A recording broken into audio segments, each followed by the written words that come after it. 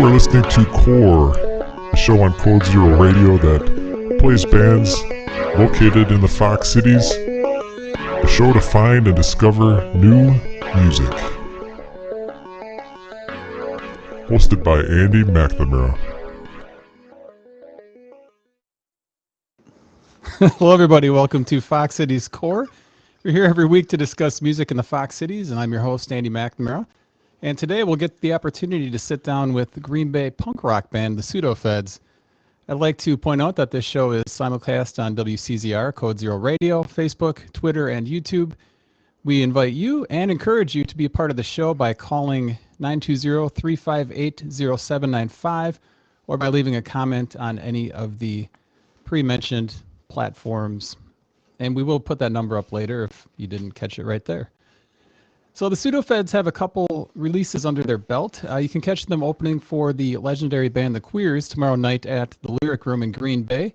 It's my pleasure to introduce Jack and Robbie from the Pseudo Feds. Welcome to Fox Cites Core. Thank you for having us. Robbie, you're probably happy that I got your name right. Yeah, well, a little practice. So we've got the full band here minus Aaron, who's the drummer represented by this empty mic right here. Sorry, Aaron. How if you had to describe your band to somebody that's never heard it before, how would you describe it? I would say it's pretty much like classic Ramones core music. Some fun stuff thrown in. Try to do a little bit of grungy, a little bit of hardcore stuff. Just kind of be able to fit on every bill. You guys formed the band in 2017? Yes, that sounds about right. Pretty much just started doing like a lot of more like Screeching Weasel, The Queers aimed music, and then kept going from there, I guess. Robbie, were you in the band from the inception? No, technically not. No. Let's see. So I was looking for a band, and I found a post on Craigslist, and the post was laden in swear words, and I felt like this was the perfect opportunity for me. At this point, I wasn't playing music for probably going on 5 years, and I show up right into this house, and there's a guy in the garage, and I can't tell if he's in the band or not, or really if I'm even at the right house. And I ask if this was for the Pseudo Feds, and he says, yeah. And he takes me to the garage, and the first thing I notice is in the middle of this garage is a very large brick chimney that is about to like fall over, right? Like this thing is not stable. And he goes, just set your stuff up right there. And I'm waiting, and he's not really talking to me, so that was the first drummer. And then all of a sudden, Jack shows up, probably 15 minutes later. It literally falls out of his car, right? And he was he partied the night before, and then I just felt that this was a great band, and it was love ever since. How long did it take to establish a rapport between you guys? Playing with, all of a sudden you're writing music with somebody that you didn't know previously. I felt like the connection was instant. I don't know if Jack feels the same way. Yeah, no, it was actually pretty good, pretty fluid. It's always weird working with somebody and figuring out how to work with them. A lot of the music I started writing in college. I was never in a band before, so I'm trying to write songs in their entirety and planning for other members, which is hard, because for you to be like playing guitar and then being like, I'll just take like an 8-measure pause for other people to do something cool. There's like a really hard foresight to develop, but it worked. And what I liked about Robbie is I could say to him, hey man, got 8 measures, do your thing, and he'll kill it. So your first release was a split with a band called The Disappointments in 2018, so a year after you formed. Are the Disappointments still together? They are not. Well, what happened is after we played our first show with the Queers, we wanted to put out a split, and because at that time they were a pretty successful Wisconsin punk band, I said, hey, I'll get you on the show if you do a split with us. And we made it happen. Split came out, and it was about a month later they broke up. Let's talk about that Queers show tomorrow. First of all, thanks for getting up early to join me here today. Tomorrow you'll probably be up pretty late. Oh yeah. You've opened for the Queers before. Does that kind of take away a little bit of the nervousness? It does. It does a little bit. There's still nervousness in terms of,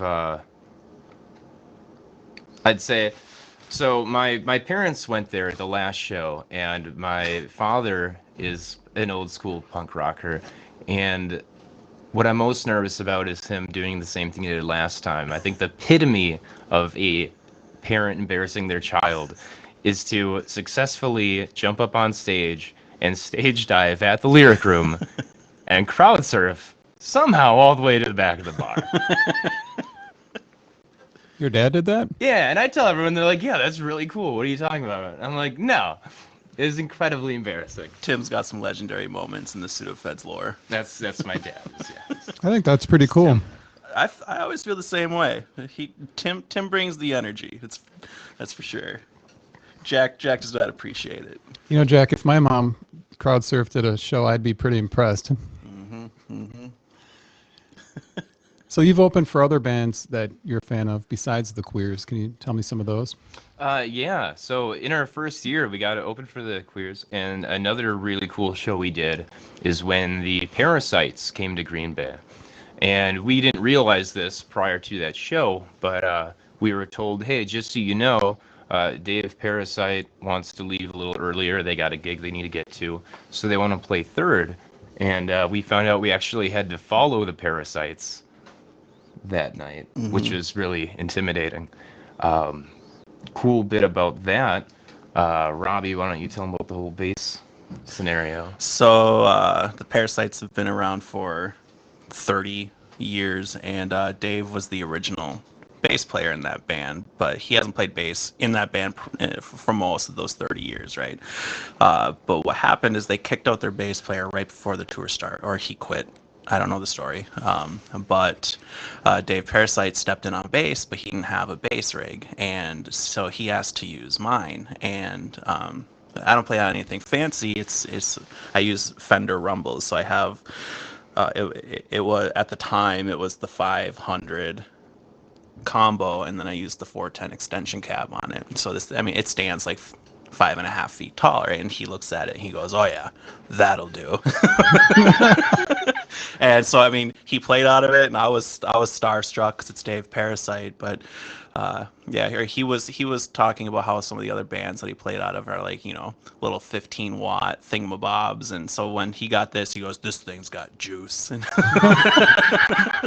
But yeah, so that was kind of my moment in the sun was I got to say that Dave Parasite had to use my bass rig.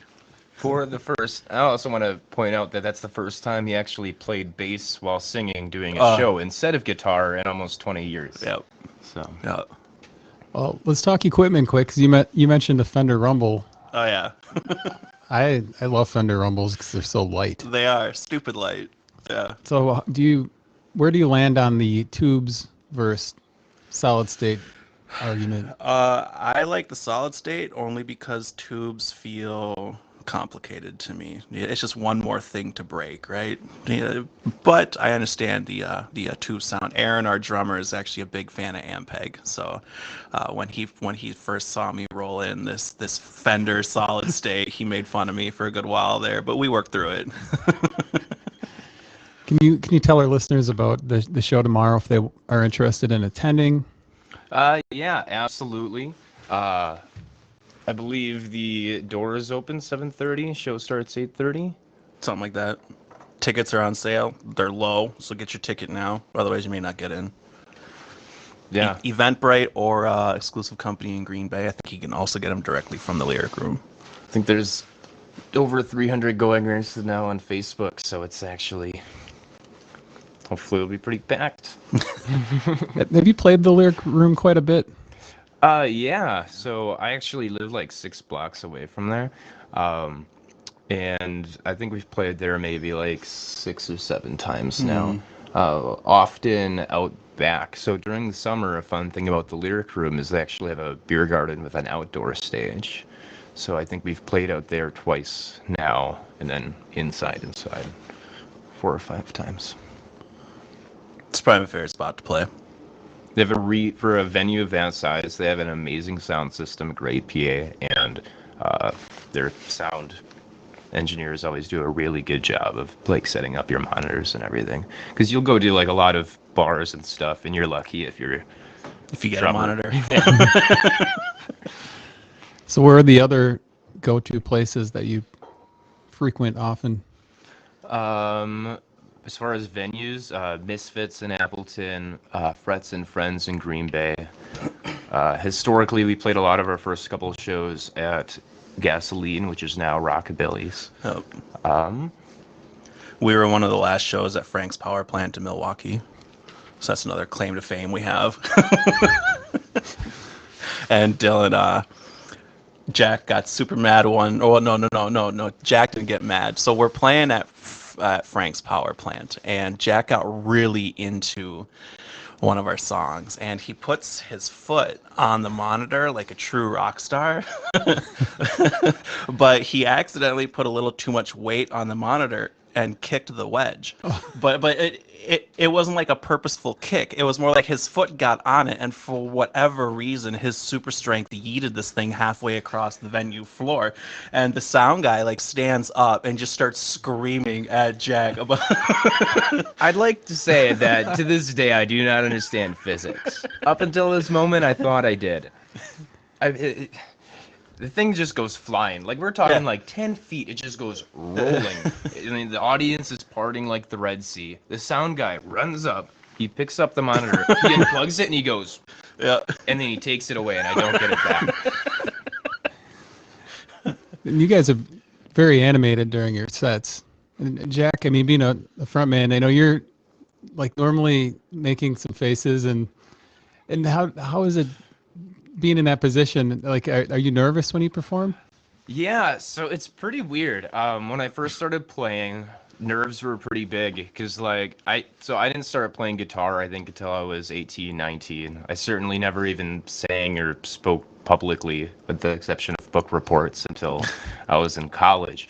So when I first started doing I had this band in college where it was like a violent femsy sort of thing, and the first couple shows I played with them, I was so nervous. I was just pounding water, but like my mouth was dry, like tongue sticking to the roof of my mouth, dry. I'm like, perfect, I gotta sing. So that only made me more nervous. And now the nerves don't really hit me as hard, but I kind of just go on autopilot. Like, I don't remember a lot of actually playing shows for some reason, which is unfortunate because I don't get to enjoy them as much. But I get done and I'm like, oh yeah, I think that went pretty well. So it sounds like you enjoy the event. You don't really enjoy the process. You enjoy getting the work done. You just don't enjoy the process. Yeah, that's sometimes I think about it and I think I'm the other way. Honestly, I have no clue at this point.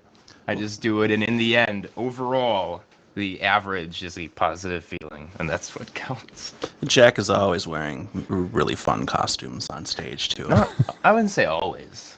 He used to a lot, and it's kind of tapered down. But I mean, he's got what are they? Bunny slippers and Unicorn. Those are my unicorn slippers, and those are on the video. And plaid skirts. Yeah, you got like a Hawaiian T-shirt and crazy sunglasses. Yeah.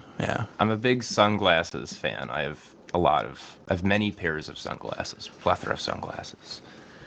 Well, for that first queer show, we themed, right? It was the only time we themed a costume as a band, and we were Fear and Loathing in Las Vegas. I had the full button hat, and I had the actual shirt from the movie. Robbie played the hitchhiker, which Tobey Maguire played. He actually found the melting American flag Mickey Mouse shirt that he wore in that movie with the blonde wig, and then our drummer Dave at that time was my attorney with the mustache. Yep. The wig didn't last long. That thing got hot. The show I saw you guys at with the Independent Variable, they dressed up. You guys didn't dress up at that one, surprisingly. I thought about it, But with it being their release show, I made the decision that I didn't want to try to like take away from it. And I'm glad we didn't, because if with them dressing up, if we would have dressed up too, like, I wanted to make sure it was They about them. like, I know Fred took some of it off. They did take some of it off pretty quick. Well, I mean, he was full on. He was Han Solo, right? Like, Yeah. he had like layers on. That had to have been hot. Yeah. So if you guys had to play all your material, how long of a set would you be playing? 15 minutes. I was gonna say your songs are pretty quick, like We've 2 minute probably songs. Throw in like 3 covers in there. We probably got about 50 minutes at this point. Yeah, on Spotify, our 2 releases on Spotify, I think, equal 20 minutes total. So we play fast and we play short. Mm-hmm. We have Much like the Ramones, who I think is one of your big influences. When you're writing songs, if it starts to feel long, do you time it and then it's like 2:30 and Yeah, we'll cut entire sections. We don't got time for that. It's funny. It's funny too, because like if we get to like 2:30 writing songs, like we're pretty happy. We're like, oh hey, this one's not 90, 60 seconds. This is great. And then inevitably, what happens is about 6 months later, we go, you know what? I think we're playing a little too slow, so we'll speed it up. It's at 1:30. Like. Well, we're going to do a quick news break, guys. We're going to be back with the Pseudo Feds in just a moment. You are watching Fox Cites Core on WCZR, Code Zero Radio.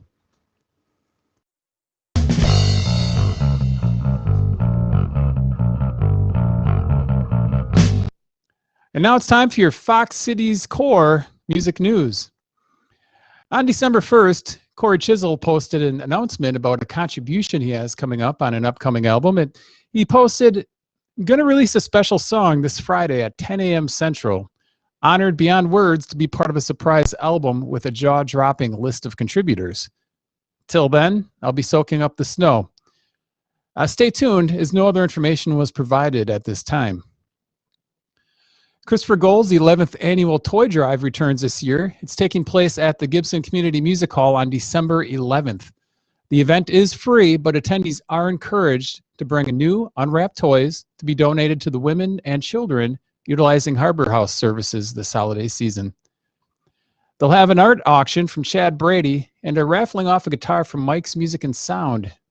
As far as the music, there will be live sets from Christopher Gold and the New Old Things, the Zach Petrini Band, Andrew Johnson, Mark Steven Hillstrom, Michael Grabner, and Bill Grizzly. The Fox Valley Music Festivals presents a night of bluegrass and folk taking place tonight at the Appleton Beer Factory.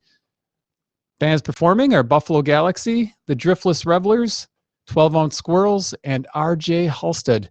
Doors are open at 6 p.m., and there is a $12 cover. If you like industrial music, don't miss your chance to see Choke Chain at Misfits in Appleton. Choke Chain's a blend of EBM, goth, with a healthy dose of punk energy. This Milwaukee-based project recently kicked off the Cold Waves Festival in Chicago with a blistering set that rocked the Smart Bar. $5 donation is strongly encouraged. And that's your Fox Cites Core music break.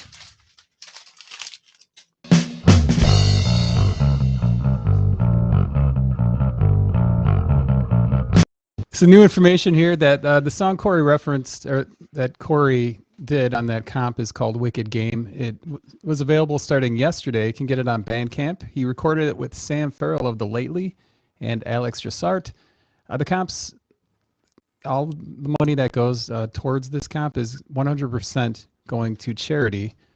And again, you can purchase it on Bandcamp. The money goes to the Music Health Alliance. There's other great artists on there besides Corey, including Rodney Crowe, Sheryl Crow, and Ringo Starr, if you know who that guy is. Ringo Starr. Did you guys watch any of the Beatles documentary? I have not. I hear it's good, though. It's pretty good.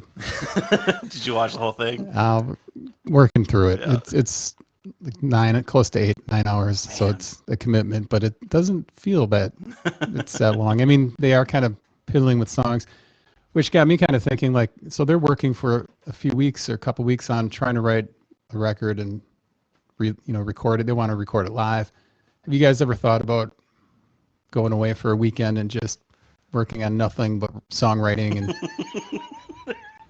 That'd be nice. Yeah, I think that'd be pretty cool. It's kind of weird. So like songwriting is always like kind of difficult. The approach that we've taken to it is we'll usually get like a draft song. Like it'll be like 50% of the way there, and then we'll pitch it to the group, and then we'll kind of work on it from there. Because starting from scratch definitely is something that's pretty hard to do without direction. At least for us, I'd say. who's bringing most of the ideas to the band? Is it you, Jack? Yeah.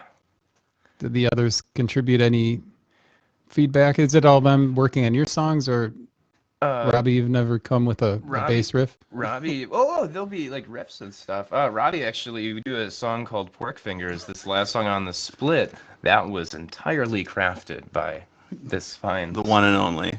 Yeah. What's the hardest part about writing a song? Is it the lyrics? Did you struggle with the music? It's both. The hardest thing, I could have a pile of 100 good riffs and 100 good lyrics, and finding ones that work together is probably the most challenging. Are you currently working on any new music? Yes, there was a couple we were trying to hammer out for this show. Actually, we just weren't able to finish those. We have one or two very new songs we'll be doing. We just haven't got those there. We yet now have enough unrecorded music between older stuff that wasn't on the first two releases, and now we're probably going to be doing a full album this spring. That's the plan. Do you self-fund everything? Have you thought about crowd funding? So everything, I'll let our band treasurer explain the situation, how it started. And So every couple of weeks, I guess, I do a inventory count, right? I count our merch. So I make all of our t-shirts. We have a screen printer, right? Me and my wife will just pound out shirts one day, and I just keep track of our expenses, I guess. Overall, the band is relatively self-funding. Yeah, this record will pay for out of that war chest, right? That we have, but I don't remember your question. That's fine. I got you, bud. Basically, when we first did our first split and wanted to get funds, we all threw in, like $150. Now, all the money we make from merch and shows, because we all have pretty decent jobs, all of the money we make with the band just goes back into the band. It's self-sustaining. I mean, the second EP we did, we paid for entirely with the band fund. So we do sell the merch. We do have Bandcamp and that type of stuff, but there's probably better things people to spend their money on than our goofy little band. Good sell. So do you find people are buying more merch or less merch as of late? I guess you've got, if the band started 2017, you were around a couple of years before the pandemic, and then that kind of shut things down for a bit. But yeah, our poor drummer Aaron, we've not had the best of luck with drummers, and we found Aaron in November of 2019, and so far he's our longest running drummer, but we've also played the least shows with him. And we did our CD release for Powder Tail, and 2 weeks later was when everything shut down. So not the greatest timing, but we're making it work. I've got a question for you. For me. For you, Robbie. No. What is the most purchased size band t-shirt? Probably medium. I think we go through. Do you don't think so? You'd know. I think it's between our black mediums and our black larges, right? The larges we go through a lot of them. I think the mediums are the ones that I'm always making more out of, which might actually mean that we're using the mediums, the displays, and then someone's yanking one at the end of the night, right? But that might happen. We try to do fun colors too, but everybody wants black t-shirts. But yeah, we've done like this crazy blue color. We do a lot of yellow. I don't know why, but yellow is kind of like the band color somehow. That ended up being a thing. But we got some red shirts now, so if you like red, I need to get rid of those. Do you want to hear my theory on the t-shirt size? Absolutely. I'd like to think I'm a medium, so when I buy band t-shirts, I buy a medium, and then I find out that I'm not a medium. Yeah. So I have to, either buy another shirt or, I'd already bought a medium. Yeah. So that would just be my theory on it. Yeah. Anyways, so what other bands are playing tomorrow night? The other bands playing, we have the Malones. I believe you're familiar with some of those members. The Stutter Twins and Aaron, and really bad with complete names. The Malones are really good. You should check them out. And then we have Lion Slicer from Green Bay, which is... Lion Slicer is super good. They're really technical music, and they're a little more on the harder edge of things compared to the other three bands on the bill, but they are really talented musicians and definitely another band to check out. That brings us to a point in the show, a new segment. Ooh, is it trivia? Kind of. It's called, well, here we go with the theme. This is a new segment called Band Reaction. Band reaction. Band reaction. It's time for Band Reaction, the new segment here on WCZR Code Zero Radio's Fox Cites Core. It's where we play a snippet of a previous guest's appearance on Core. You guys listen, we see your reaction, and then after seeing your reaction, you can tell us your reaction. You guys are a fan of punk music? A little bit. Are you fans of Screeching Weasel? Yes. Absolutely. All right. Well, we had the Malones, who you're playing with. Well, yeah, you're playing with tomorrow. I almost said IDFK. So we had the Malones on the show. You're playing with them tomorrow, and they were on the show a couple years ago, and they were talking about one of their songs called "Ben Weasel Tried Stealing My Guitar." Mm-hmm. So let's get your reaction to that. A true story, which is funny because earlier this week was the anniversary of me getting that guitar. Ben Weasel, of course, is the frontman and main guy behind Screeching Weasel, one of your, I'd say, favorite bands? I'd say top 5 for sure. Their older stuff, I don't know how much I support the current incarnation of them. But. To let our listeners know, you purchased a guitar that was pretty special to Ben Weasel, and then I'll let you tell the rest of the story. Right now? Yeah. So there's this line of guitars made by Giorgini Precision Craft, GPC. It's one of the guys who's in like Squirt Gun. He made this line of Mosrite clones and like named them for Ben Weasel. They call it the Weaselrites. And they made this first line. There's only 50 of them, and they come with a certificate of authenticity. They're numbered 1 through 50. I got production prototype number 1. And when I got it, I was trying to ask anyone who would know how many of these are there. I was curious. I didn't know.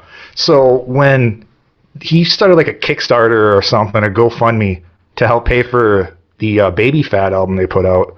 One thing before that, you asked him, you messaged him if he would sign it. Oh, that's true. I did ask him once if he would sign it. And he said, probably not. Yeah. Was his reply to that. And then, where you left off. So he put this thing up on for the GoFundMe or whatever, and $5,000, you can get the original GPC Weaselrite prototype. And I was like, no way, there's another one out there? So I straight up asked on the Facebook comment thing, how many of these are there?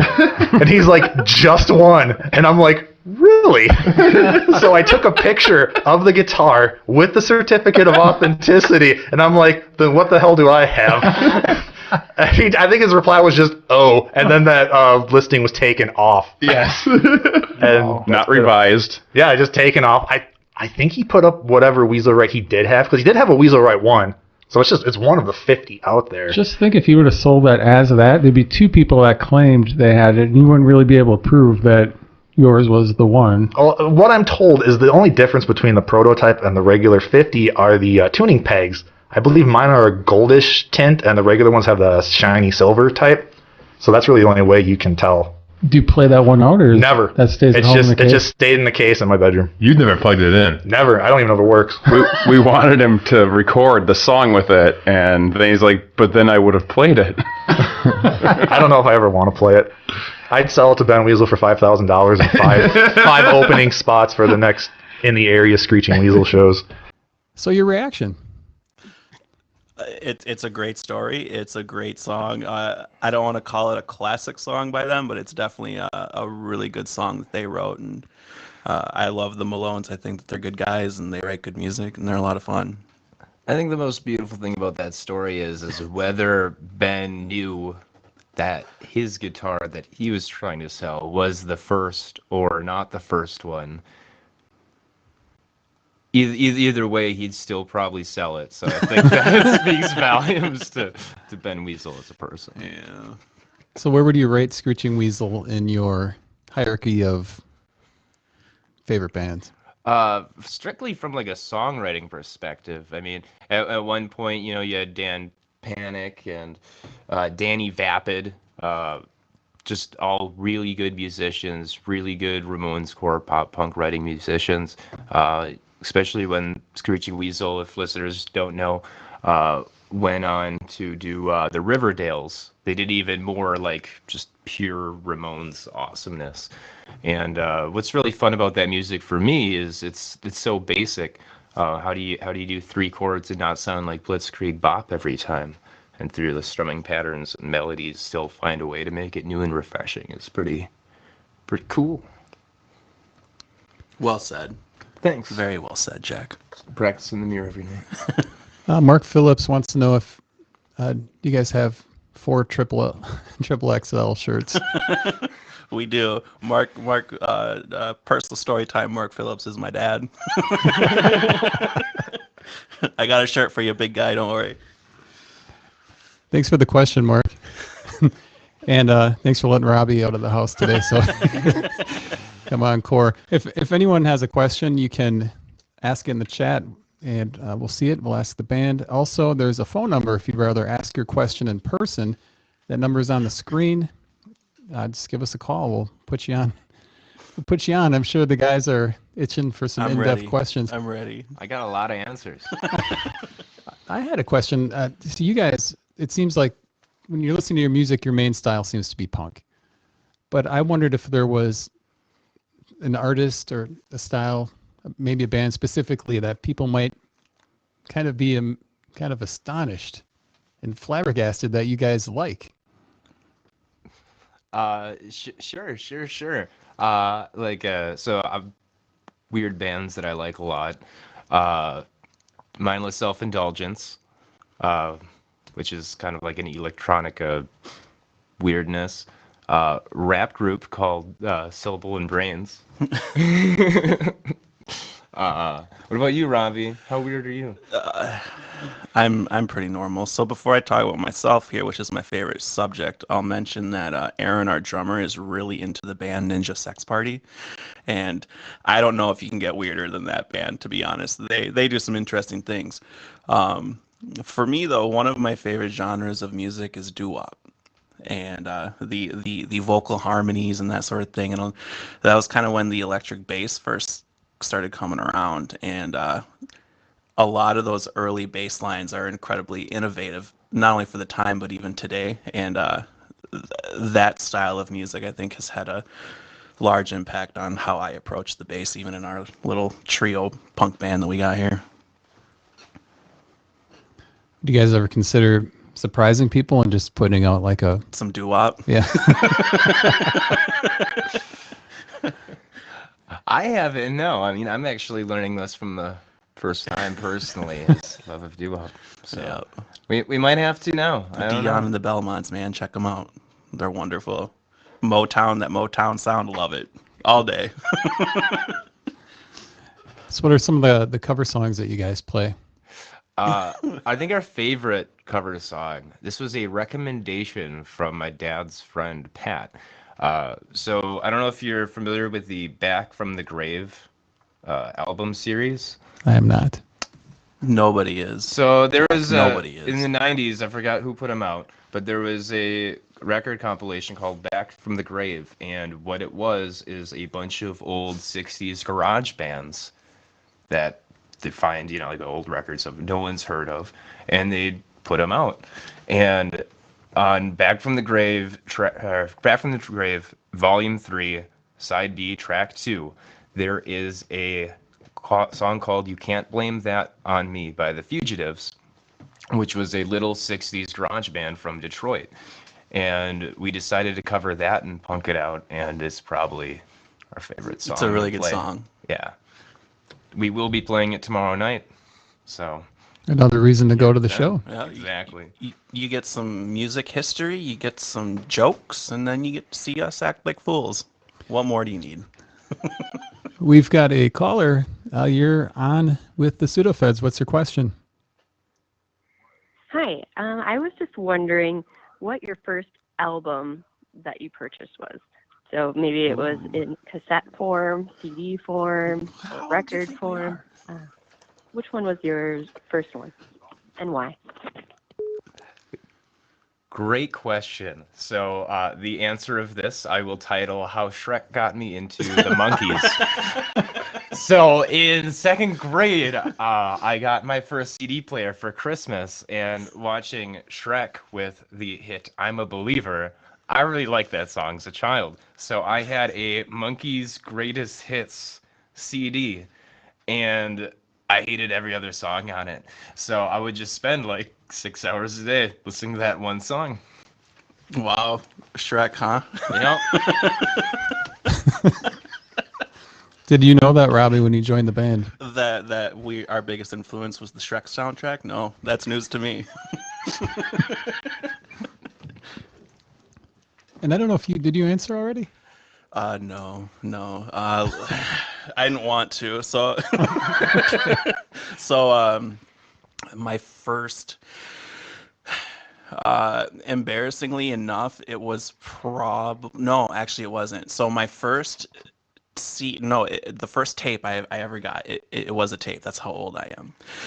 It was, so the Teenage Mutant Ninja Turtles, when they came out with their second movie, they did like this big promotion with Pizza Hut. I don't know if you remember that at all, but because of the Ninja Turtles and pizza and all that, it really goes hand in hand.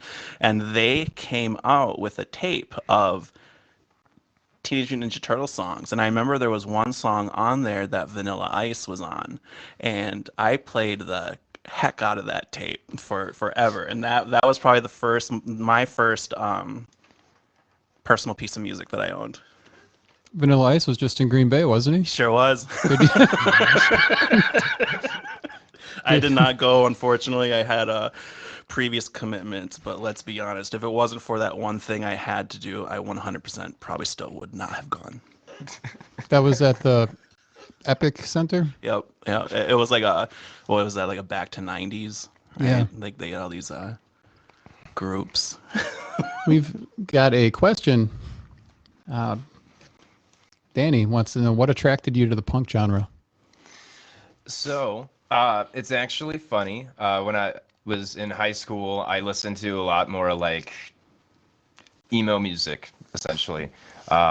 And little did I know that my father would actually be playing, like down in the basement, playing like Screeching Weasel and, the Descendants.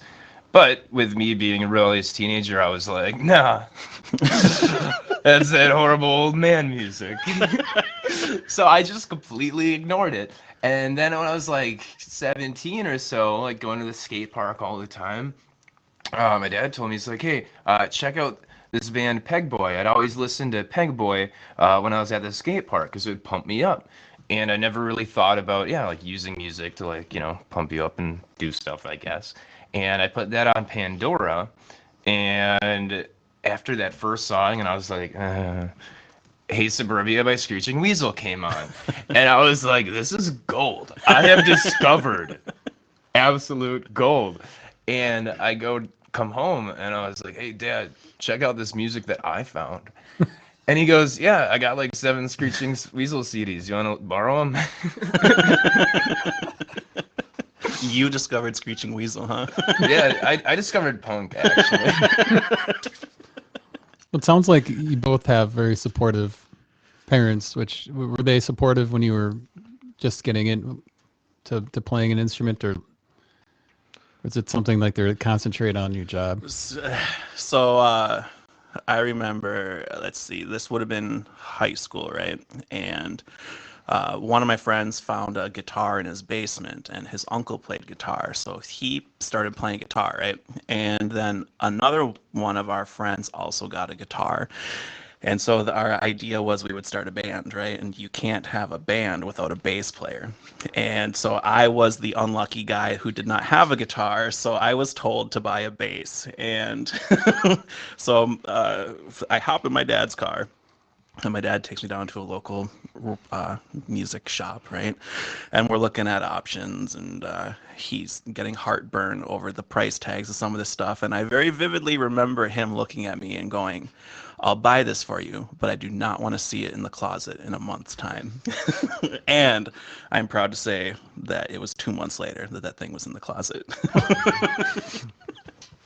So what did it take to get you to pull it out and practice more? Oh, I loved when I got that bass. It was, I don't know what it is about bass in general, but I played that thing all day, every day, and it was either on or I had music playing of songs that I was trying to learn, and it was an obsession, I would say, for a couple years there, and then things just happened, and I had to put it down for other priorities in life, and picked it up when I found the Pseudo Feds Craigslist ad. But yeah, me and the bass went way back.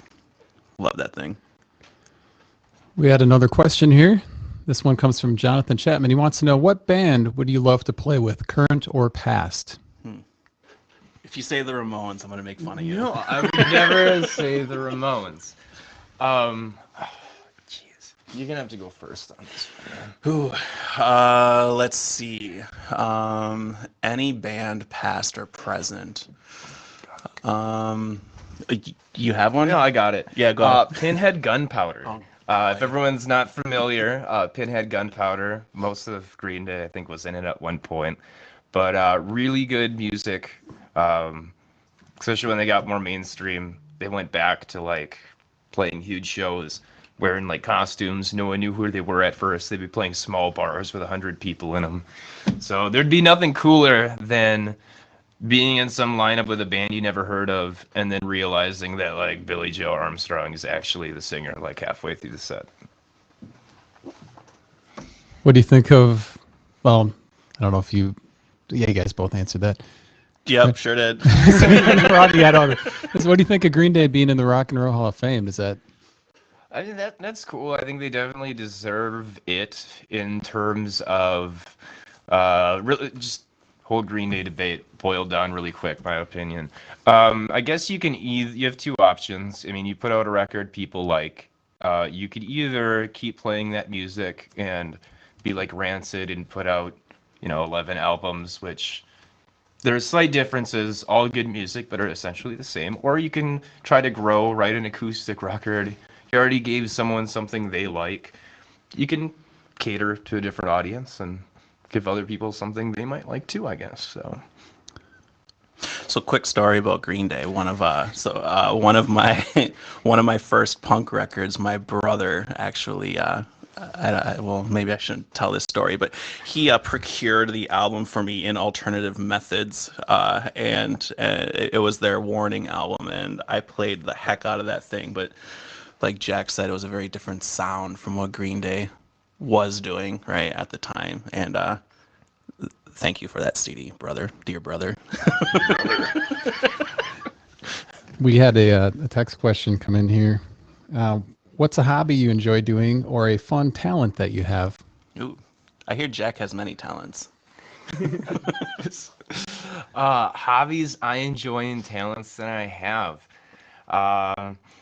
I've been trying to get up into stand-up recently. Believe it or not. I was going to ask you about that because I think I saw something a couple months ago or a month ago that you did an open mic somewhere. Yeah, I did my very first open mic. I thought it would be pretty easy, being used to being on stage, and I was incredibly wrong. As I was saying, I am used to autopiloting, and when you're going through a song, it's not like you're thinking necessarily of, okay, this is the next note I play, what's the next line? It's very automatic, and I found myself in a situation where I went, oh, I actually have to think about what I'm going to say next. And that was weird because I usually don't do that even when I'm talking to people. Was that even more stressful than playing live? You said that you don't really enjoy the process of being up there. You enjoy after. Was it kind of the same feeling? I liked the more instant feedback. Because if you're playing a song, unless you pull out some crazy solo or something, there's not a lot of like cheering and affirmative response during the song. You kind of like wait till you're done and you're like, well, how do they like this? Whereas in comedy, it's like every time you say a sentence, you're like, oh, well, they didn't like that. Let's try again right away. Yeah, Robbie's hidden talent. Well, I heard someone, or I don't know, maybe it's a famous saying, but comedy is difficult because, like, with music, people want to hear what they recognize, right? And so you can play the same thing for 40 years and people just like it. Whereas with comedy, you have to constantly come up with new material. That would be difficult. Well, I think that's why, like, the historical, like Yo Mama jokes had such a good impact in our childhood, because there was that familiarity behind, like, the classic, the scale, yeah, like the classiness of mom jokes. Huh? Yeah. My secret talent, my hidden, so it's still music related, I guess, but I bought a MIDI controller and I started making beats, and as it turns out, I thoroughly enjoy making lo-fi hip hop beats to study to, and and I actually got a good kick out of that. But non-music related, I got into the stock market recently, and that's been a journey. A good journey, I hope? Until recently, yeah, but it was good for a little while there. Now I'm just sad about it. On that sad note, we've got another question here. This comes from Bob Minter. If you were headlining a major tour, what would be the number one item on the contract writer? Ooh. What do you got? I feel like I keep going first. Well, I want a little bit time to actually contemplate. You want to think you gotta about pull it? it out of your hat. Yeah. All right. I would want fireworks that are safe to set off indoors. I would want a decent bathroom. A decent bathroom. How do you think about it though, right? I mean, obviously, like, punk venue bathrooms notorious, but until you get to that hotel, the only other bathroom you're using are like gas stations. So if you're trying to like prepare and be calm, a nice sterile bathroom could do pretty good stuff for your mind, man. thinking back on it, what venue do you think we've played that had the cleanest bathroom? Because I know my answer. The pizza place in Fond du Lac. Oh, what? Yeah, what's Mancino's? that? Yeah, Mancino's. Yeah, Mancino's has a great bathroom. They do have a check nice them out. bathroom. I think Misfits Tavern in Appleton had a really nice bathroom. It's a great place. Yeah, I love that place. Check out their bathroom, and then tip their bartenders.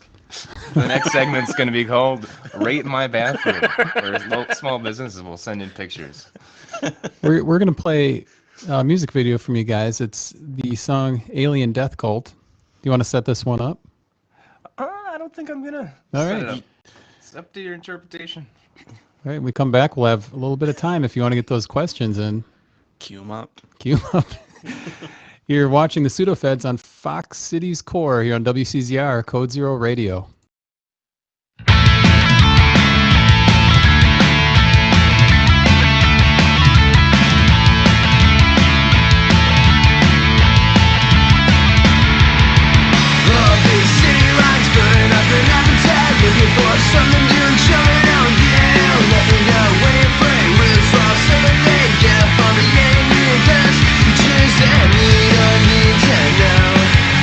Everything'll be okay.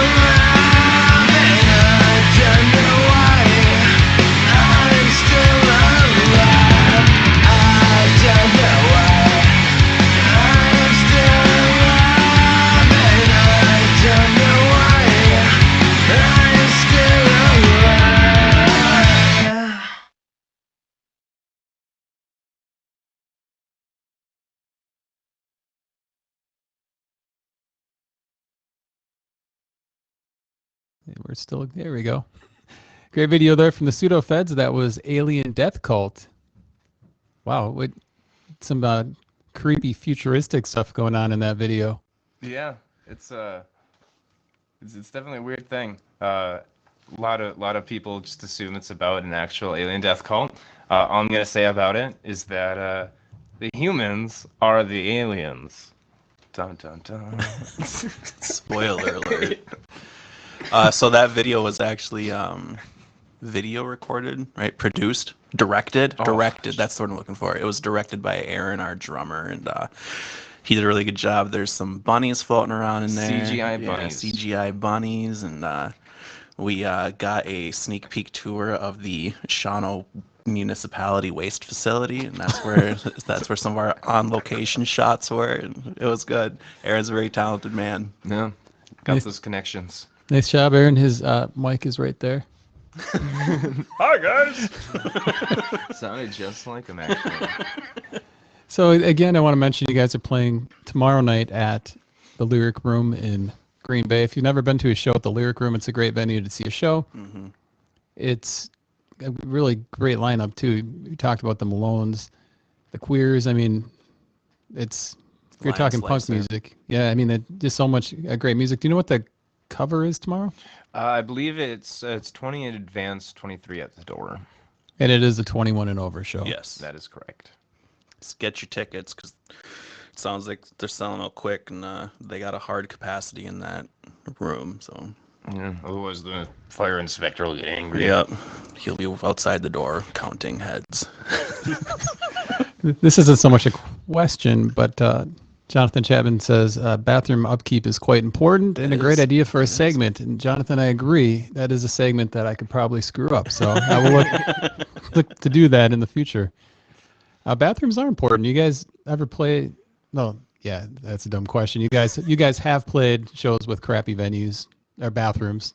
Venues with crappy bathrooms. Yeah. Crusty bathrooms. You don't want to be in there very long, and you don't want to touch anything. You know, you kind of just hold it real tight. And sometimes you get lucky. Bad bathroom, good alley. You know. What do you do when you're playing a big show and all of a sudden the bathroom doesn't have like the stall? If you have to take number 2, it doesn't have a door on it. Or... no divider wall or nothing. I've done the hand plant before, and it's always like super uncomfortable too because you'll hear someone come in and you just kind of do like this territorial.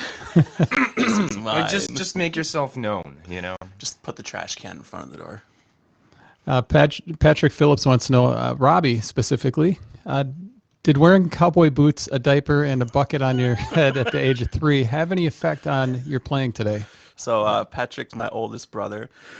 Shout out to him because he was one of the people that got me into punk rock. So I was kind of expecting this question, Pat. I appreciate that. Yes, I went through an early rebellious phase when I was 3 where I refused to leave the house without having a bucket on my head. But the cowboy boots were a nice touch, you know, kind of set me up for that hardened approach that I take at life now. I don't wear cowboy boots anymore, but I probably should start doing that again. Great question. Well, I want to thank you guys. Absolutely. For coming here and doing this today. Is there a website or anywhere where people want to find out more about the Pseudo Feds where they should be directed to? Absolutely. So you can like the Pseudo Feds on Facebook, follow us on Twitter at the Pseudo Feds. And we got Bandcamp as well. So we're on Spotify. You can find us on. Just search our name. We're a unique name. We're around. How did our name come about, Jack? Good question, Robbie. Robbie submitted a question in person. He wants to know where your band name came from. Okay, so really quick. Original drummer Dave. We're trying to figure out band names. There's all of these like hardcore band names with like drugs, like you got like the methadones and stuff. So I was like, what if we do something like like the cough drops? And I knew nothing about what Sudafed was made for at the time, so he tricked me, and he's like, "Oh, this is real wholesome," and we're the Sudafeds. Yeah, so just search us up. We're online. You'll find us. All right. Well, thanks again, you guys. Thanks for having us. Appreciate the time. My pleasure. Go to the show tomorrow. You're going to be missing out. You've been watching the Pseudo Feds on Fox Cites Core on WCZR, Code Zero Radio.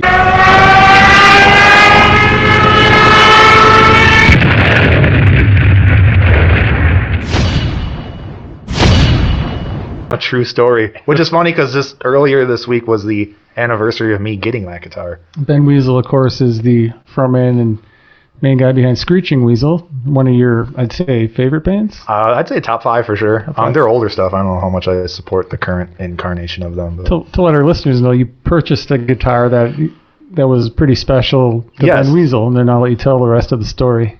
Right now? Yeah. There's this line of guitars made by Giorgini Precision Craft, GPC. It's one of the guys who's in like Squirt Gun. He made this line of Mosrite clones and like named them for Ben Weasel. They called Weaselrites.